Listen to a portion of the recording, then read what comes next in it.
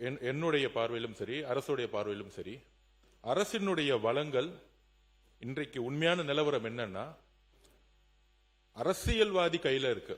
அது எந்த கட்சி கூட சொல்லணும்னு நான் சொல்ல விரும்பல, மக்களுக்கு தெரியும்.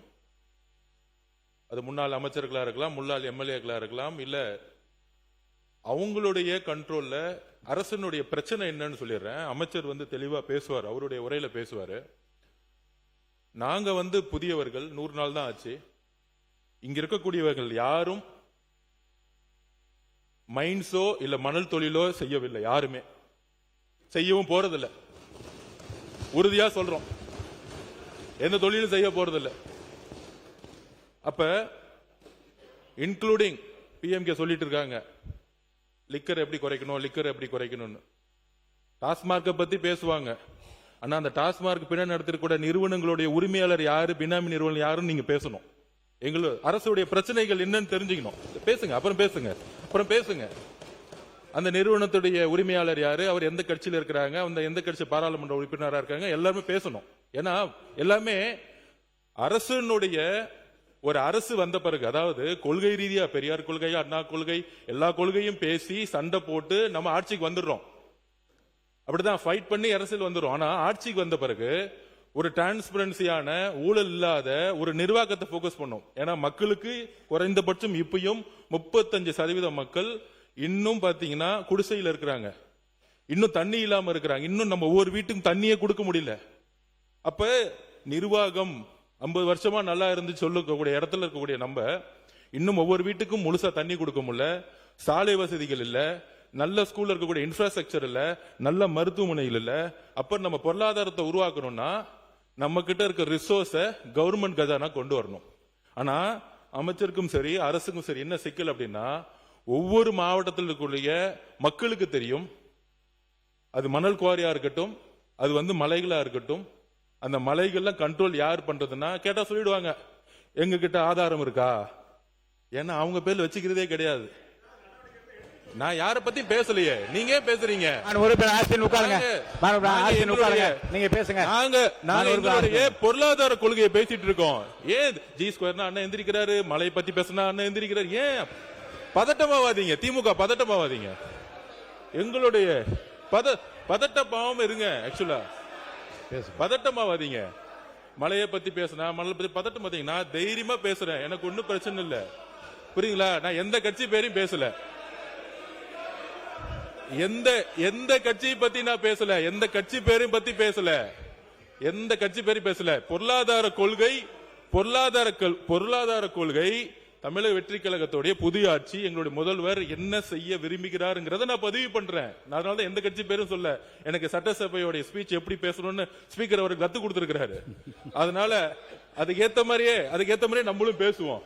அமைச்சர்கள் நம்மளும் அந்த வாழைப்பழத்துல ஊசி இறக்குனாங்களா, அதுமே நம்மளும் பேச கத்துக்குவோம். ஓகேவா? அப்ப இந்த பொருளாதார கொள்கை எப்படி இருக்குன்னா, அரசுடைய அதிகாரத்தை அதாவது தேர்தல் வெற்றி பெற்று வந்த பிறகு நிறைய பேர் சொல்லுவாங்க, என் பேர்ல ஒண்ணுமே இல்ல, ஆனா அவங்களுடைய குடும்பத்தில் இருக்கவங்க பேர்ல மெடிக்கல் காலேஜ் இருக்கும், இன்ஜினியரிங் காலேஜ் இருக்கும்.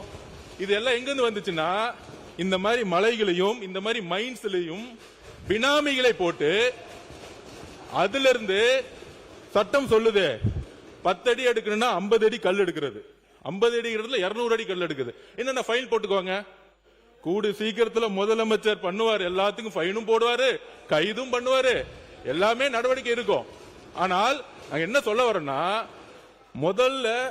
முதல்ல இந்த அரசியல் ரீதியாக வெற்றி பெற்ற பிறகு முன்னாள் அமைச்சர்களுடைய பினாமியா இருக்கக்கூடிய இந்த மலைகள்லாம் இருக்கு பாருங்களா, மக்களுடைய சொத்துக்களா மாற்றப்படும். அதான் அமைச்சர் முயற்சி செஞ்சிட்டு இருக்காரு. அப்படி பண்ணும் பொழுது சீல் வைக்கும் போது என்ன ஆயிடுதுன்னா, செயற்கையா ஜல்லியையும் மற்ற ரா மெட்டீரியலையும் அவங்க முடக்கிறாங்க. ஏன்னா யார் கண்ட்ரோல் இருக்கு? இந்த மலைகளும் இந்த ஜல்லியும் இந்த மணலும் யார் கண்ட்ரோல்னா, இன்னைக்கு பழைய முறையில் யார் யாரெல்லாம் இருந்தாங்களோ அவங்க கண்ட்ரோல் இருக்கு. இவர் சீல் வைக்க போனா உடனே சல்லி கிடைக்காம பார்க்க, அப்ப ரேட் ஏறுது. உடனே இங்க இருந்தே நிறைய பேர் மெம்பர் சொல்றாங்க, நீங்க சீல் வைக்கிறதுனால ஜல்லி ஏறுது, மணல் விலை ஏறுது, கல்லு விலை ஏறுது. அதாவது ஆட்சியில் இவங்க தான் இருப்பாங்களாம், அதுக்கு லைசன்ஸ் கொடுக்கறது இவங்க தானா. மைன்ஸோட லைசன்ஸ் கொடுக்கறது இவங்க தானா? அவங்க குடும்ப உறுப்பினர்களும் தொழில் பண்ணுவாங்களா? ஆனா ஆதாரம் இருந்தா சொல்லுங்க, ஆதாரம் இருந்தா சொல்லுங்க. மாண்புமிகு அமைச்சர்களே, முதல் இந்த பினாமியை புடிச்சு உள்ள தூக்கி போடுங்க. அங்க அடிச்சா யாரு குரல் கொடுக்கறாங்களோ, அங்க அடிச்சா யார் இங்க எந்திரிச்சு பேசுறாங்களோ அங்கதான் ஆதாரம் இருக்கு. மக்கள் மன்றத்து முன்பு நாங்க ஆதாரம் கொடுத்துட்டா போதும், யாரையும் ஜெயில தள்ள வேணாம். எந்த தேர்தலையும் யார் யாரெல்லாம் பினாமி நிறுவனங்களை உருவாக்கி மைண்ட்ஸை கண்ட்ரோல் பண்ண எந்த தேர்தலையும் அவங்க ஜெயிக்கவே முடியாது. எழுதி வச்சுக்கோங்க. முன்னாள் அமைச்சர் அப்படிதான் மதுரையில் ஒருத்தர் மைண்ட்ஸை கண்ட்ரோல் பண்ணாரு. டெபாசிட் வாங்கல, மதுரையில் ஜெயிச்சுட்டு வந்திருக்காரு. மதுரையில் ஏன் தெரியுமா ஜெயிச்சாங்க? முன்னாள் அமைச்சர் மதுரை இருக்க எல்லா மைண்ட்ஸையும் கண்ட்ரோல் பண்ணாங்க. அதனால தான் அவர் இன்னைக்கு சட்டசபைக்கே வர முடியல. இதுதான் மக்களுடைய தீர்ப்பு. எப்பொழுது மக்களுடைய சொத்தை தன்னுடைய பினாமி நிறுவனங்கள் மூலம், தன்னுடைய குடும்ப நிறுவனங்கள் மூலம் கைப்பற்றாங்களோ, மக்கள் தேர்தல் அரசியல தூக்கி எறிவாங்க. எழுதி வச்சுக்கோங்க. இதுதான் புதிய அரசியல். நாங்க ஒரு மைண்ட்ஸை தொட மாட்டோம், நாங்க மணல தொட மாட்டோம். எல்லா சொத்துக்களையும் மக்கள்கிட்ட கொண்டு போய் சேர்க்க வேண்டியது அமைச்சரோட பொறுப்புன்னு முதலமைச்சர் சொல்லி இருக்கிறார். அதுக்காக தான் நாங்க பண்ணிட்டு இருக்கோம். அதனால மாண்புமிகு பேரவைத் தலைவர்களே, ஆதாரம் இருக்கா ஆதாரம் இருக்கான்னா 30 வருஷத்துக்கு முன்னாடி யார் யாரெல்லாம் சைக்கிள்ல வந்து அரசியலுக்குள்ள வந்தாங்களோ, இன்னைக்கு யார் யாரெல்லாம் மெடிக்கல் காலேஜ் கட்டியிருக்காங்களோ, யார் யாரெல்லாம் இன்ஜினியரிங் காலேஜ் கட்டியிருக்காங்களோ, யார் யாரெல்லாம் பெரிய பெரிய பங்களா வந்து அரசியல் வந்து பேர் கட்டியிருக்காங்களோ, அங்கதான் உண்மையான ஆதாரம் மக்கள் பார்வையில் இருக்கு. மக்கள் தேர்தல் அரசியலில் தூக்கி எறிவார்கள். இதுதான் ஊழல், இதுதான் ஊழல். இந்த ஊழல் சாம்ராஜ்யத்தை ஒழிக்கிறதுக்கு ஆதாரம் தேவையில்லை, மக்களே முடிவெடுப்பாங்க. நீங்க ஒன்னு எழுதி வச்சுக்கோங்க. அண்ணா பிறந்த ஊர்ல காஞ்சிபுரத்துல திமுக ஒரு தொகுதி கூட ஜெயிக்கல. இதுதான் ஆதாரம்.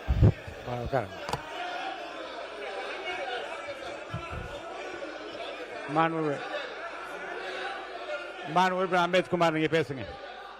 மாண்புமிகு அம்பேத்குமார் நீங்க பேசும்போது பேசிருங்க. உட்காருங்க. மாண்புமிகு அம்பேத்குமார் அவர்கள். மாண்புமிகு அம்பேத்குமார், மாண்புமிகு அம்பேத்குமார் நீங்க பேசுங்க. மாண்புமிகு அம்பேத்குமார் பேசுங்க. நீங்க பேசுங்க.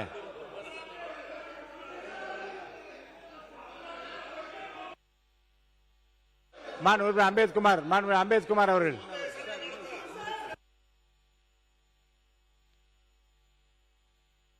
மாண்புமிகு அம்பேத்குமார் பேசுறீங்க வேண்டாமா? அவர் பேசுங்க. மாண்புமிகு அம்பேத்குமார், மாண்புமிகு அம்பேத்குமார் பேசுங்க.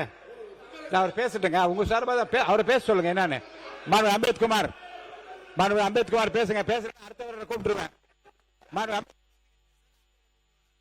பேசுங்க.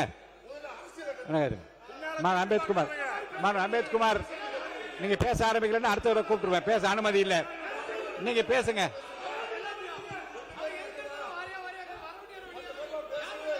மாண்புமிகு பேசுங்க. பேசுங்க. பேசுங்க. மாண்புமிகு நீங்க பதிலளிக்க சொல்லுங்க.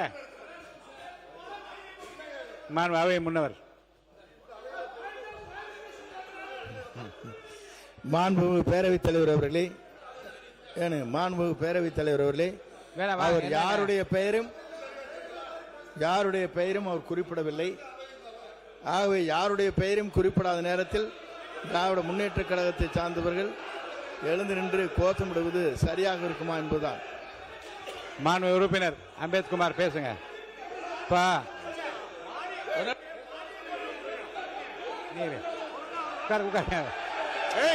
உட்காருங்க.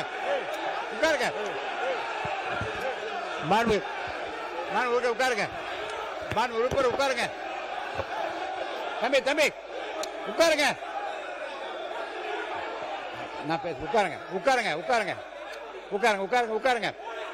மாண்புமிகு உறுப்பினர் உட்காருங்க. நான் பேசுறேன். உட்காருங்க. இடத்துல உட்காருங்க. நீங்க உட்காருங்க. நீங்க எல்லாம் உட்காருங்க. முதல்ல நீங்க உட்காருங்க. நீங்களாம் உட்காருங்க. நான் பேசுறேன். உட்காருங்க. நீங்களா உட்காருங்க. நீங்களா உட்காருங்க. நீங்க உட்காருங்க. நீங்க உட்காருங்க. முதல்ல உட்காருங்க. யாரா ஒருத்தர் உட்காருங்க. இருங்க. உட்காருங்க. நீங்க மட்டும் பேசுங்க. உட்காருங்க. மாண்புமிகு உறுப்பினர் எதிர்க்கட்சி கொறடா ஏவா வேலு அவர்கள் மட்டும் பேச அனுமதிக்கிறேன். ஏவா வேலு அவர்களை மட்டும் பேச அனுமதிக்கிறேன். பேசுங்க. உட்காருங்க. உட்காருங்க. ஒருத்தர் உட்காருங்க. உட்காருங்க. மாண்பு உறுப்பினர் நீங்க மட்டும் மாண்புமிகு உட்காருங்க. நீங்களா உட்காருங்க. நீங்க இங்க உட்கார சொல்லுங்க. மாண்பு உறுப்பினர் எல்லாம் உட்காருங்க. உட்காருங்க. மாண்பு உறுப்பினர் ஏவா வேலு நீங்க பாருங்க.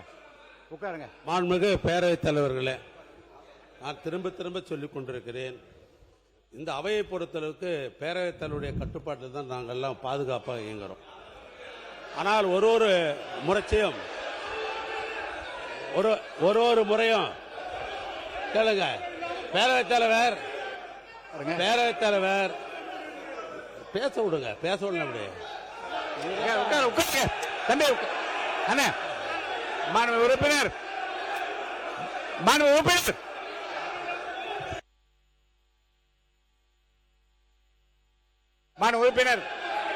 அமைச்சர் பெருமக்கள் கொஞ்சம் கண்ட்ரோல் பண்ணி எல்லாரும் உட்கார வைங்க. உட்காருங்க. எல்லாம் உட்காருங்க. மாண்பு அமைச்சர் உட்காருங்க. அரசு கொறடா உட்காருங்க. அரசு கொறடா உட்காருங்க. அரசு கொறடா உட்காருங்க. அரசு கொறடா உட்காருங்க.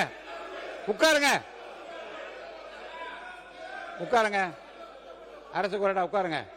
அரசு கொறடா உட்காருங்க. இருங்க.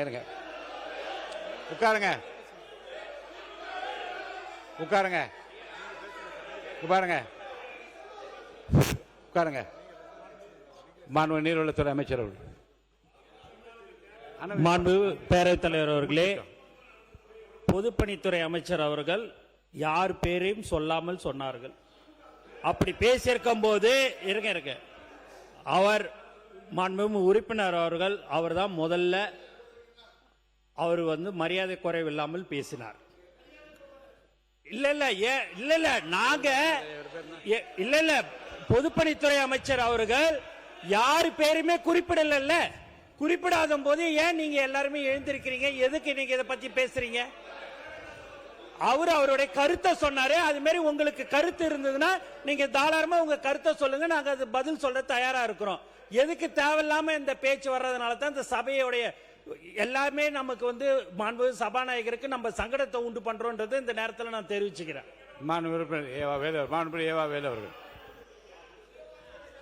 மாண்புமிகு பேரவைத் தலைவர்களே, ஒரு பொருள் குறித்து ஒரு சந்தேகத்தை சம்பந்தப்பட்ட அமைச்சரிடத்திலே கேட்டார்கள்.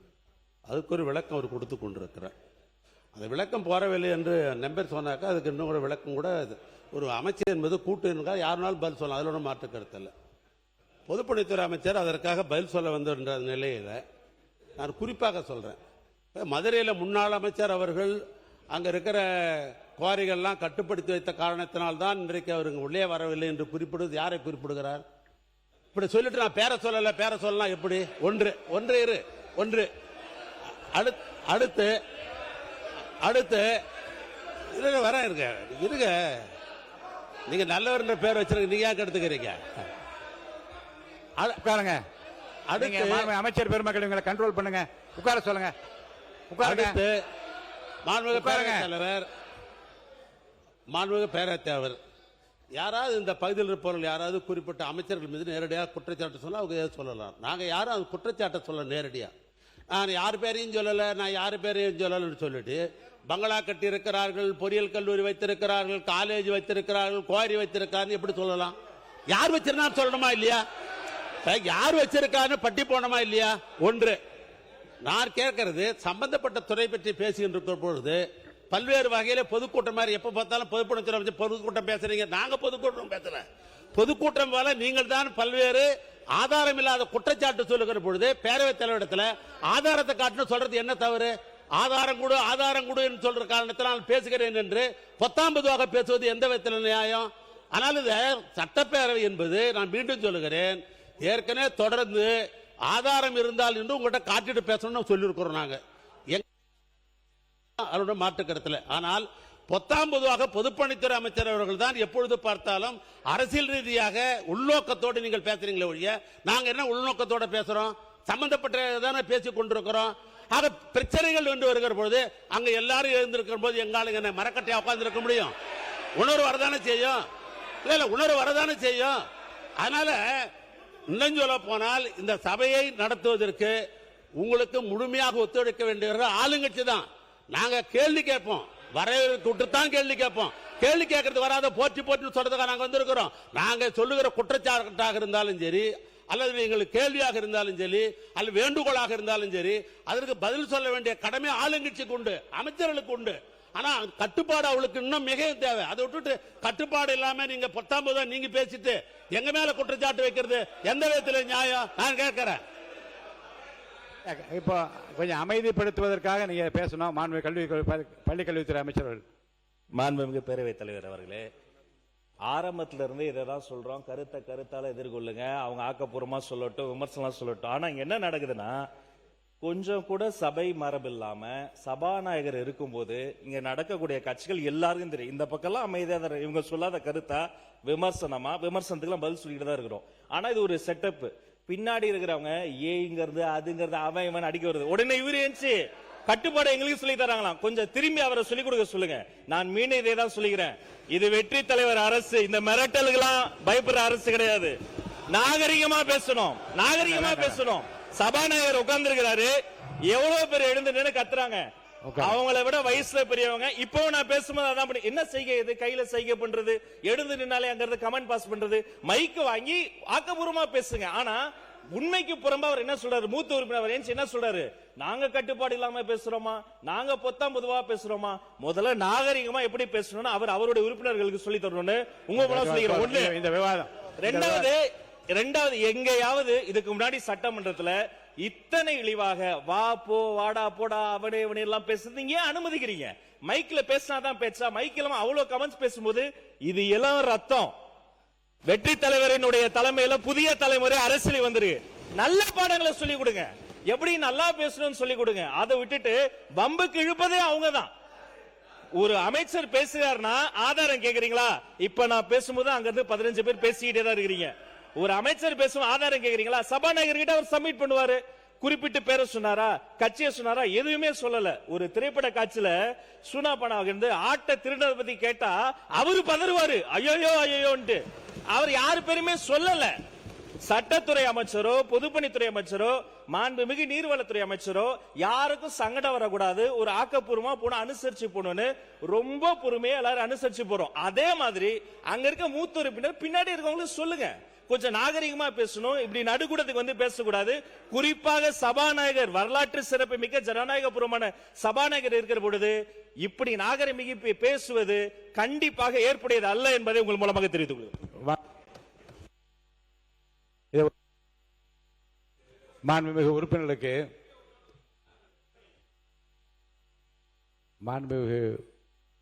உறுப்பினர்களுக்கு நான் வருத்தத்துடன் ஒரு கருத்தை வெளியிட விரும்புகிறேன்.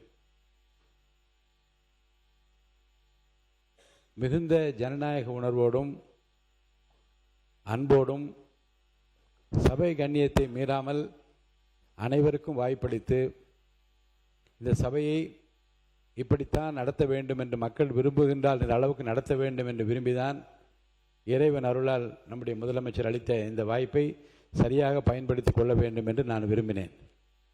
அப்படித்தான் இதுகாரம் நடந்தது. ஆனால் கடந்த 2 நாட்களாக நான் பார்க்கிறேன், சில உறுப்பினர்கள், நான் முன்னிலையில் அமர்ந்திருக்கின்ற மூத்த உறுப்பினர் நான் குறிப்பிட மாட்டேன், பின்னாலே இருக்கின்றவர்கள் தங்கள் இருப்பை காட்டிக் கொள்வதற்காக இருபுறமும் மேலே ஏறி வந்து எல்லைகளை தாண்டி இருக்கைகளை தாண்டி வந்து தாவி குதிப்பதும் கையை நீட்டிக்கொண்டு ஓடி வருவதும் தகாத வார்த்தைகளாலே காதுகள் கேட்கக்கூடாது, இந்த அவையில் கேட்கக்கூடாத வார்த்தைகளை ஒருவருக்கொருவர் வார்த்தைகளை வீசிக்கொள்வதும் மிகுந்த மன வருத்தத்தை எனக்கு ஏற்படுத்தி, பார்க்கின்ற மக்களும் இதை பற்றி என்ன நினைப்பார்கள் என்ற கவலையும் எனக்கு இருக்கிறது. என்ற நேரடி ஒளிபரப்பு போய்கொண்டே இருக்கிறது. இதில் சாதாரணமாக மிக அமைதியாக இருந்த, நான் பெயர் சொல்ல விரும்பாத ஒரு உறுப்பினர் கூட இன்றைக்கு பேரறிஞர் அண்ணாவின் பெயரை தாங்கி இருக்கிற அந்த உறுப்பினர் கூட இன்றைக்கு முதல் வார்த்தை அவர் வாயிலிருந்து வந்தது. நான் நினைத்தேன் இவர் கூட இப்படி பேசுவாரா என்று நினைத்தேன். அப்புறம் இந்த பக்கம் பார்த்தால் அதே வார்த்தையில் திருப்பி வார்த்தை வருகிறது. முன்னாலே வராதீர்கள் என்று சொன்ன பிறகு நம்முடைய உறுப்பினர் ஆஸ்டின் அவர்கள் எனக்கு இருக்கை விட்டு எழுந்து வந்து இன்னும் அந்த எல்லையை தாண்டுவாரோ என்ற கவலையில் நான் ஆழ்ந்து கொண்டு இருக்கிற அளவுக்கு வருகிறார். நான் எதை சாதிக்கப் போகிறேன், எதை நோக்கி இது போய்க் கொண்டிருக்கிறது, எண்ணத்தையும் உங்களுக்குள்ளே நீங்கள் வைத்துக் கொள்ள வேண்டும் என்று நான் கேட்டுக்கொள்கிறேன். இது முறை அல்ல.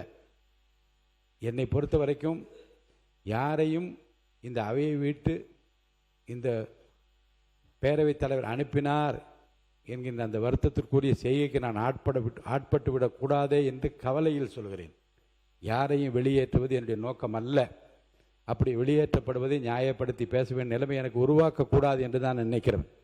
ஆனால் இந்த சபையினுடைய மாண்பும் பார்த்து கொண்டிருக்கிற மக்களும் மற்ற சக உறுப்பினரும் நம்மை பற்றி என்ன நினைப்பார்கள், இதையும் கட்டுப்பாடு இல்லாமல் போக அனுமதித்தால் அப்புறம் இந்த அவையை யார் தான் கட்டுப்படுத்துவது என்ற கவலை எனக்கு வந்திருக்கிறது. நான் மீண்டும் சொல்கிறேன், இந்த அவை மரபையும் கண்ணியத்தையும் கௌரவத்தையும் காப்பாற்ற வேண்டிய பொறுப்பு ஆளுங்கட்சிக்கு இருக்கிறது, எதிர்கட்சிக்கு இருக்கிறது. உங்களை பொறுத்த வரைக்கும் தண்டவாளத்திலே ஒரு தண்டவாளம் தேவை. ரெண்டு தண்டவாளம் இருந்தால்தான் ரயில் வண்டி வேகமாக ஓட முடியும் என்ற அந்த முதுமொழிக்கு ஏற்பத்தான் இந்த அவையை நடத்த. ரெண்டு பேரும் ஒத்துழைப்பு வேண்டும். ஆளுங்கட்சியினுடைய ஒத்துழைப்பு வேண்டும், எதிர்கட்சி ஒத்துழைப்பு வேண்டும். ஆனால் நீங்கள் ஒரு விஷயத்தில் ஒரு முடிவை நாம் எடுக்க வேண்டும். என்ன என்றால், குறிப்பாக பொதுவாக சில விஷயங்களை சொல்லிக்கொண்டே போகிறார்கள். இங்கேயும் சொல்லுங்க, அங்கேயும் சொல்லுகின்றார்கள். அதில் காலையில் கூட ஒரு சம்பவம் நடந்து உங்களுக்கு தெரியும். மாண்பு உறுப்பினர், மதுரை உறுப்பினர் பேசினார். ஆதாரம் இருக்கிறதா என்று நான் பார்த்தேன். ஆதாரம் இருந்தது. ஆதாரம் இருந்தால் கூட நான் என்ன சொன்னேன் என்றால், இதை வெளியிட்டு அதை நான் வளர்க்க விரும்பவில்லை, மக்கள் நலனுக்காகவும் அவை கண்ணியத்திற்காகவும் அதை நான் வெளியிட விரும்பவில்லை என்று நான் சொன்னேன். இது எதை காட்டுகிறது என்று சொன்னால், இங்கிருந்து வெளியே போகிற செய்திகள் இந்த நாட்டுக்கு நாம் என்ன நன்னுரைகளை தருகிறோம், என்ன ஆலோசனைகளை தருகிறோம், என்ன திட்டங்களை தருகிறோம், எதிர்காலம் எப்படி இருக்க போகிறது என்கின்ற அந்த எதிர்பார்ப்போடு இருக்கிற மக்களுக்கு என்ன பயனை இந்த அவை தரப்போகிறது என்பதை தவிர என் சிந்தனை வேறு எதிலும் ஓடவில்லை. இப்போது அமர்ந்த உடனே நான் சொன்னேன், நீர்வளத்துறை அமைச்சரை நான் பாராட்டினேன். அதே போன்று யோசித்து பாருங்கள், இதுவரைக்கும் இந்த அவையில் நான் பல ஆண்டுகளாக பார்த்து கொண்டிருக்கிறேன். 2 அமைச்சர், பொதுப்பணித்துறை அமைச்சர் சொன்னார் போன வாரம், எல்லா சட்டமன்ற ஆளுங்கட்சிக்கு மட்டுமல்ல எல்லா கட்சிக்கும் நான் சொல்லுகிறேன், உங்கள் தொகுதியில் உள்ள பில்டிங் சம்பந்தப்பட்ட எல்லா விஷயங்களையும் என் கவனத்துக்கு நீங்கள் கொண்டு வாருங்கள். என் அதிகாரிகள் இங்கே அறையிலே உட்கார்ந்திருப்பார்கள். நான் 2 நாள் நீட்டி தருமாறு பக்கத்தில் இருக்க உறுப்பினர் கேட்டால் நான் கவனத்துக்கு கொண்டு வந்தேன். திங்கட்கிழமை வரை நீட்டித்து தாருங்கள் என்று கேட்ட, இல்லை செவ்வாய்க்கிழமை வரை நீட்டித்து தருகிறேன். எல்லா அதிகாரிகளும் உட்கார்ந்து இருப்பார்கள். கட்சி வித்தியாசம் இல்லாமல் எல்லா உறுப்பினர்களும் உங்கள் தொகுதியில் இருக்கிற பில்டிங் சம்பந்தப்பட்ட கட்டிடங்கள் சம்பந்தப்பட்ட எல்லா பிரச்சனையும் கவனத்துக்கு கொண்டு வாருங்கள். எங்கெங்கே ரெட் லேபிள் ஒட்ட வேண்டும், எங்கெங்கே கிரீன் லேபிள் ஒட்ட வேண்டும், ஆரஞ்சு எங்கே ஒட்ட வேண்டும் என்றெல்லாம் முடிவெடுத்து உடனே பணியாற்றுவோம் வாருங்கள். இந்த புதிய அணுகுமுறை இதுவரை சட்டமன்ற வரலாற்றில் இருந்ததாக எனக்கு தெரியவில்லை. எல்லோரையும் அழைத்து கேட்பதும், சாதாரணமாக என்ன செய்வார்கள் என்றால், ஆளுங்கட்சி அமைச்சரிடம் மற்ற எதிர்க்கட்சியில் இருக்கின்றவர்கள் அமைதியாக சென்று ஒரு மனுவை கொடுத்து விட்டு வந்து என் தொகுதி பாருங்க அண்ணா, இதை கேளுங்க என்று கேட்பதைத்தான் நான் பார்த்திருக்கிறேன்.